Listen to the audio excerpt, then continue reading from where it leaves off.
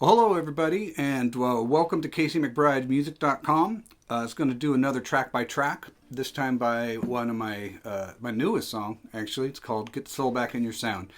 I just released it about 2 or 3 weeks ago, and it's available on iTunes and all those good formats if you're interested. This song came about, I was working on another song that I wanted to put into my live set, and it's a song by a guy named Richard Thompson. It's 1952 Vincent Black Lightning. And I really, as a drummer, I have no business trying to learn this song. It's a guitar player song. It's pretty hard. But one of the interesting things about it is in a pretty strange tuning. And it's your low E here gets tuned down to a C, and then this A gets tuned down to a G, and you put a capo on the third fret. And that ends up giving you this kind of nice, it's a sixth chord. I love that sound. But it's real good for finger picking. You get this bass thing that you can do down here with your thumb. And it goes a little something like...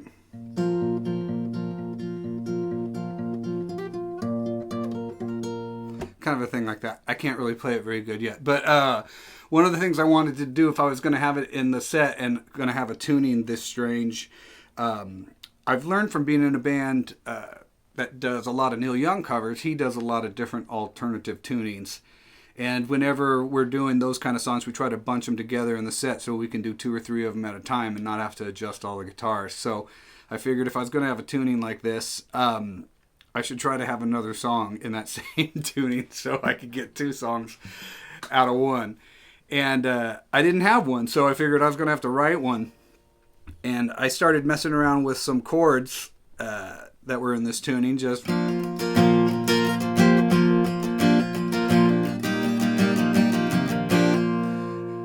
that kind of a thing. And I liked the way they sounded, so I started trying to come up with some words, and within about a week I had them. The song came pretty quick, which is always nice when that happens. And this was the first time since I've got the studio down here that I was able to conceive of a song, record it, and put it out all within just a couple of weeks, all on my own. It was a really wonderful experience, and I can't wait to do more of that. So that's kind of how the song came about. And here's a little bit of what it sounds like with the individual tracks. There's not a ton of stuff on here. This is only 36 tracks on this one. And a lot of those are duplicate tracks that just have a different kind of effect on them or something. It's not actually like a different instrument or anything. But this is kind of what we got. It starts off with some acoustic guitar right here. Coming up.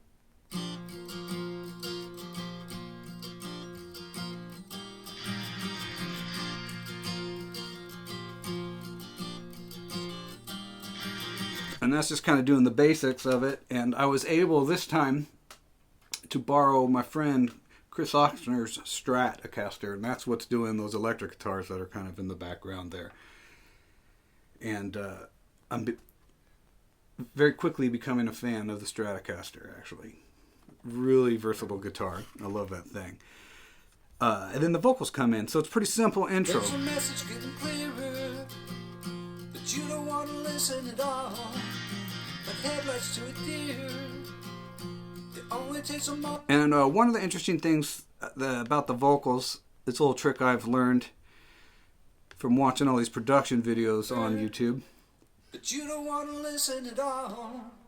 Like there's one with a little bit of distortion on it.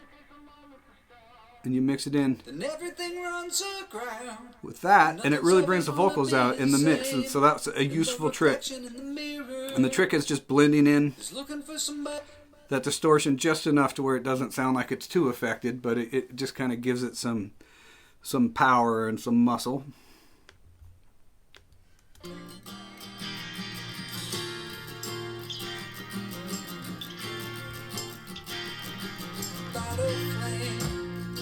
And we get some drums coming in.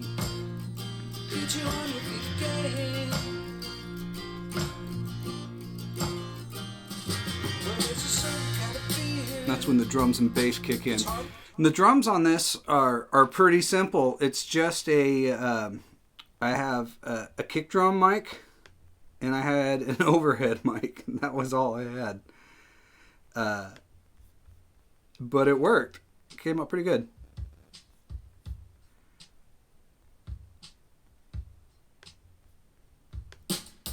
There it is with the overheads in it.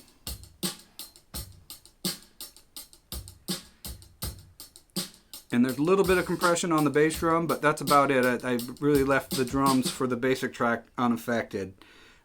Later on, there's a part in the middle where I did a little bit of studio wizardry on them, but they're pretty straightforward for the most part in this tune. And then on the bass track down here, where is our bass track? You get 36 tracks, you start to lose track.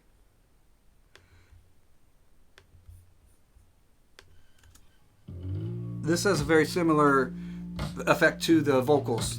There's one that is just the bass on its own. And this one is distorted,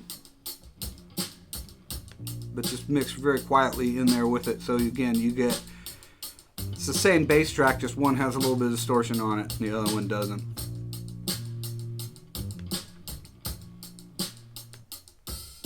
All right. Take a look around.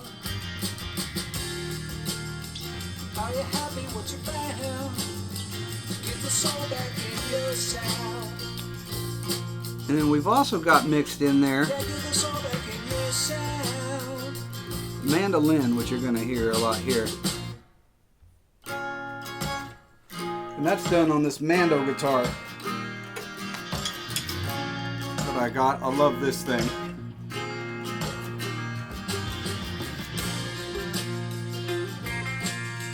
Now this whole section right here was kind of interesting. I came up with this after I kind of had the song together with the words and all, but I wanted a mid-section, something a little different. And these chords just kind of came to me, and I instantly recognized it sounded like Led Zeppelin. There's no getting around that.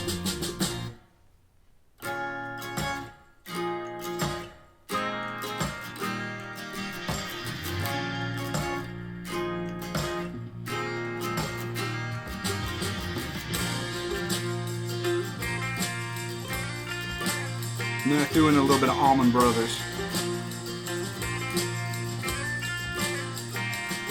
So that whole section there, once I realized, it sounded like Led Zeppelin, you have two choices. You can either go a different way, or you can just embrace it and Zeppelin the hell out of it. And that's what I did. I got the lead out on it. And I think it's a good production learning tool sometimes to try to copy something that you've heard. You can learn a lot by trying to emulate something like that. And with this, basically what I did is I took the drum track and I copied it over, and I put some reverb on these to make it a little bigger sounding, because it's Zeppelin. So what you got there is you got the floor tom is panned to one side, and I put reverb on the other side, and it gives it kind of a bigger effect. It spreads it across your stereo field, which is kind of nice. Gives it kind of a room effect too. And what else did we do on there? We got the Mando guitar. There's also in this part, I put this in here just for my friend Sonny. Yes, ladies and gentlemen, there is a cowbell. That's the same effect to it. It's panned to one side and has the reverb on the other side to kind of give it a little bit bigger effect there on that. And I'd had a friend when I was recording at the old Jackpot Studios here in Portland. One of the engineers, we were discussing Zeppelin at one time, and he told me the secret to Zeppelin is big drums and little guitars. And it took me a while to understand that, but the drums are filling up so much space that you can't have big guitars and a lot of big other instruments on it. It'll become muddy. So you have to have little thin sounding guitars that you can layer, because Jimmy Page layers those things so much. And so I took that to heart, and that's kind of how I came up with this whole thing. And with just the guitars and the Mando and stuff, this is what that would sound like. acoustic up here too. I lose track of all these tracks. So here's a little bit of the Zeppelin part.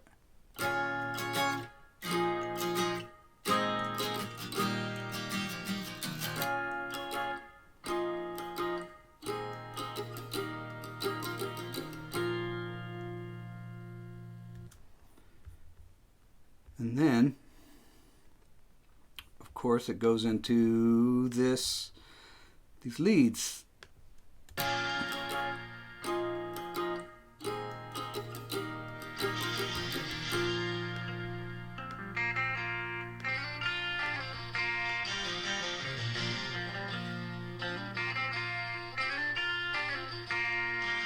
And that one as well, you've got, I put the Strat in there, way in the background. And it's distorted again. And then the Telly, which is doing the main part, that's clean tone. And it kind of fills it up.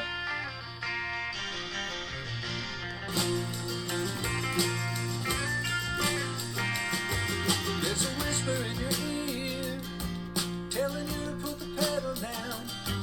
No more drowning in your tears.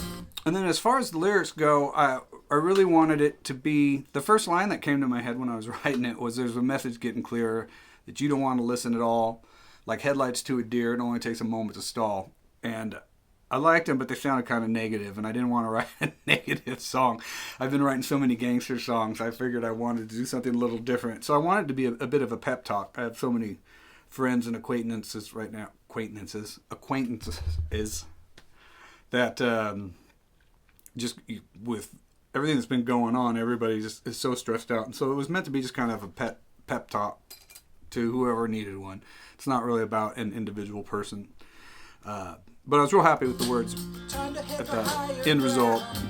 Once you're out on that old big road, you can see the signs pointing all around. Lose your haters and your fears.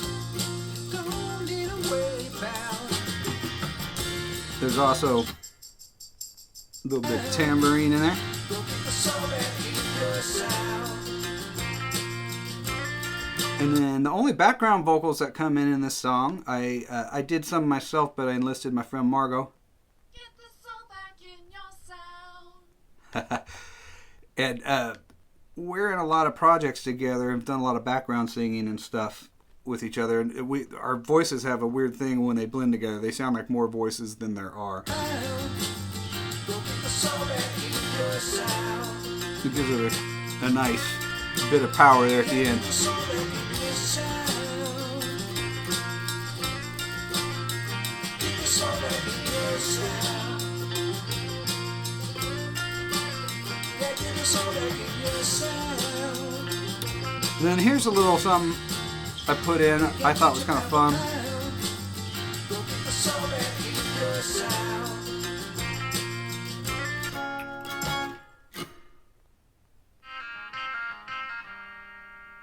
It's a little Jimmy Page lick I threw in there. It just sounds like something that he would do. And when it's all together.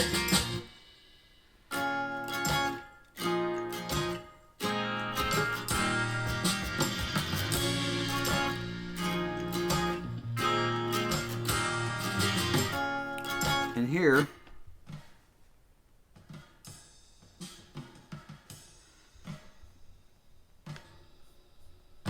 that's an extra, again, I doubled the drums here. And I put some reverb on the second one and turned it down, kind of blended it in with the rest of the kit here to give it a little Bonham-esque.